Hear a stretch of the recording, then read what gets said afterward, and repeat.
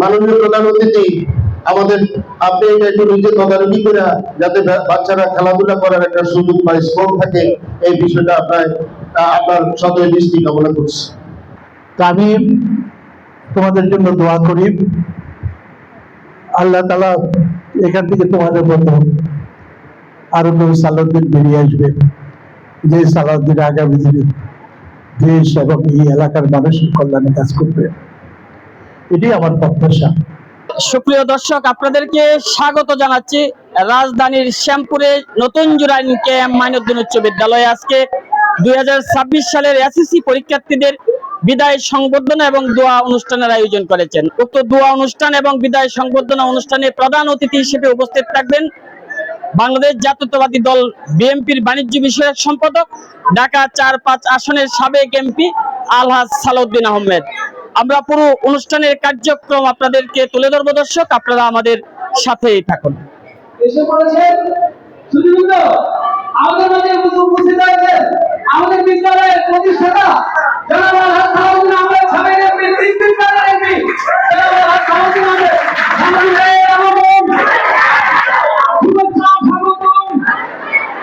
স্থাপন থেকে শুরু করে বিদ্যালয়ের সর্বাঙ্গীন বিষয়গুলো দৃষ্টি আছে কিনা আমরা আশা করতেছি জিপে 5 পাবো, এখন বাকিটা আল্লাহ ভরসা। যদিও বিদায় দিতে হবে, তবে আমাদের এই স্মৃতিগুলো বারবার মনে পড়বে। তারপর আমরা স্কুলের জন্য ভালো কোনো রেজাল্ট করার চেষ্টা করব ইনশাআল্লাহ। তোমার আব্বা আম্মারা অনেক কষ্ট করে তোমাদেরকে এই পর্যন্ত নিয়ে এসেছে। আমি আশা করি এবং আল্লাহর কাছে দোয়া করি যাতে তোমরা তোমাদের সকলের ভবিষ্যৎ পরিকল্পনা যাতে সাকসেসফুল হও এবং তোমরা যাতে তোমাদের আব্বা আম্মার মুখ উজ্জ্বল করতে পারো। স্যারদের কাছে বিনয়ের সাথে অনুরোধ, আপনারা খুব দক্ষতার সাথে আগামী দিনে এই স্কুলের সুনামটাকে আরো সুন্দরভাবে ধরে রাখার জন্য সকলের চেষ্টা করবেন। ওনার হাতের ছোঁয়া লাগে নেই, ঢাকা 4-5 এমন কোন শিক্ষা প্রতিষ্ঠান নাই আমার জানা নাই। এবং উনি শিক্ষা এমন একটি শিক্ষা বান্ধব নেতা যিনি আমরা দেখেছি, আমাদের তো শিক্ষাগুরু উনি, এবং ওনার হাত ধরেই রাজনীতি থেকে শুরু করে আমরা আজ পর্যন্ত এই পর্যন্ত এসে দাঁড়িয়েছি, জীবনের শেষ প্রান্তে এসে দাঁড়িয়েছি। বিল্ডিং এ আজ দাঁড়িয়ে অনুষ্ঠান করছি। এই বিল্ডিংও আলহাজ সালাউদ্দিন সাহেব 2004 সালে উদ্বোধন করেছিল।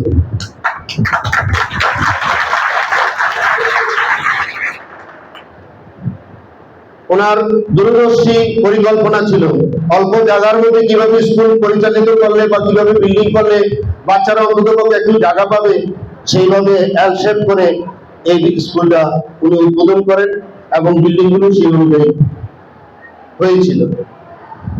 কিন্তু অত্যন্ত পরিতাপের বিষয়, বিগত সরকারের আমলে গত 15 বছরে আমাদের স্কুলে এমন কোনো অনুদান পায়নি। একটা অনুদান পাইছে, কিন্তু সেটা 4 তলা, এর উপরে আর হবে না। এবং এটা আমাদের স্কুলের মাঝে একেবারে যেই মাঠটুকু ছিল সেই জায়গায় তৈরি করা হয়েছে। আমরা এই এলাকায় আমাদের গরিব মানুষের বসবাস, খুব নিন্দি পরিবেশ। আমাদের এই ছোট ছোট প্রাণপ্রিয় ছাত্রছাত্রীরা আইসা ওই মাঠ থাকার কারণে যে প্রাণবন্ত ছুটাছুটি করতো, সেটা থেকে আজ আমাদের ছেলেমেয়েরা বঞ্চিত।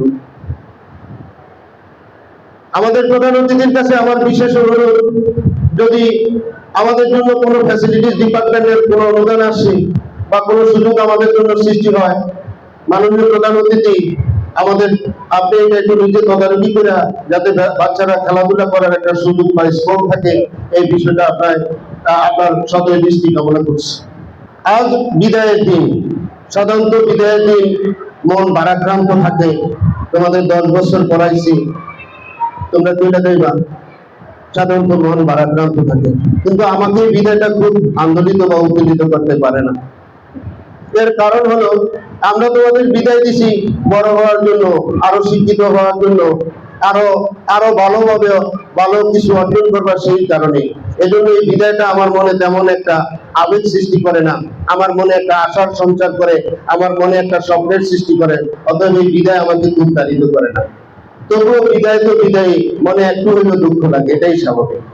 তোমরা যখন বড় হবা, এই স্কুলের প্রতি তোমরা নজর রাখবা, এই স্কুলের ভালো দিকে তোমরা বা কিভাবে স্কুল উন্নত হয়, যেহেতু এটা তোমার প্রতিষ্ঠান, সেই দিকে তোমরা খেয়াল রাখবা। তোমাদের কাছে একটা রিকোয়েস্ট, তোমাদের দ্বারা যেন মানুষের কোনো অকল্যাণ না হয়, তোমার কলম দ্বারা যেন মানুষের কোনো ক্ষতি না হয়।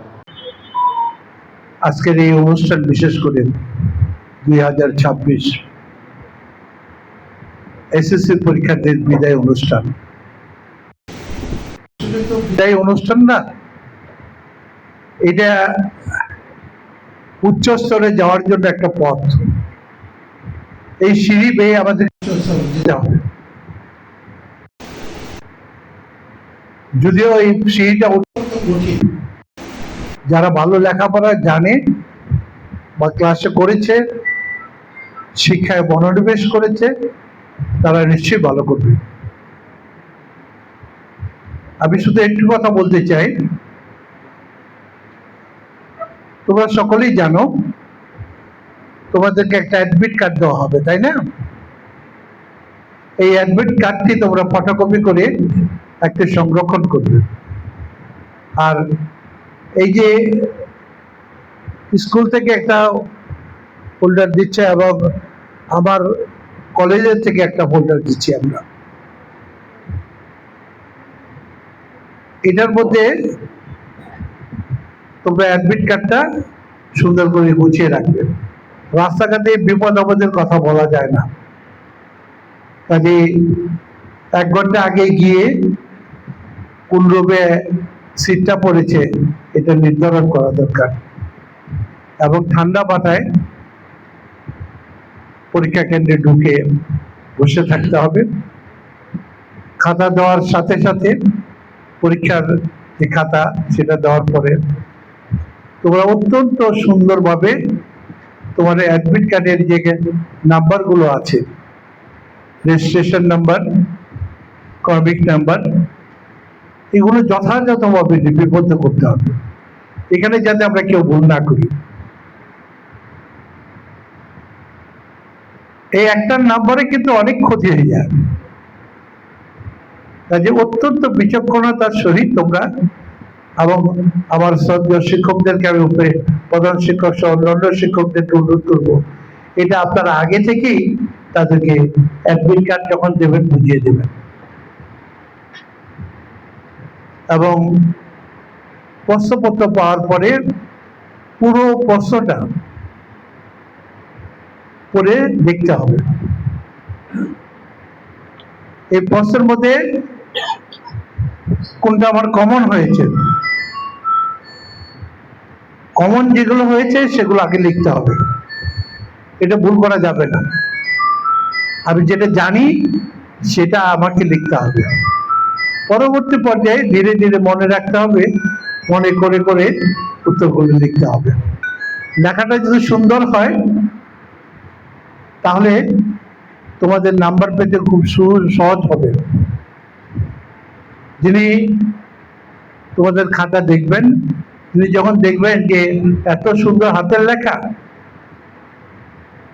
কাজেই এই সুন্দর হাতের লেখাকে আলাদা প্রাধান্য দেবেন। সবাই চেষ্টা করবে সুন্দরভাবে স্পষ্টভাবে লিখবার জন্য। মাথায় করে এই টুকরি নিয়ে আমরা এখানে মাটি ভরাট করেছি, ধীরে ধীরে আজকে প্রতিষ্ঠান হয়েছে।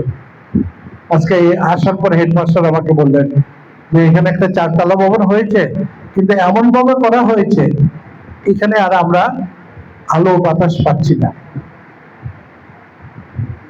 আমি সাথে সাথে চিফ ইঞ্জিনিয়ারকে ফোন করলাম, ওনাকে পেলাম না, আরেকজনকে পেলাম ফ্যাসিলিটি ডিপার্টমেন্ট, তাকে বললাম যে আপনি সরজমিনে এটা দেখেন, দেখে এটা কি করা যায়, এটা একটা ব্যবস্থা করেন।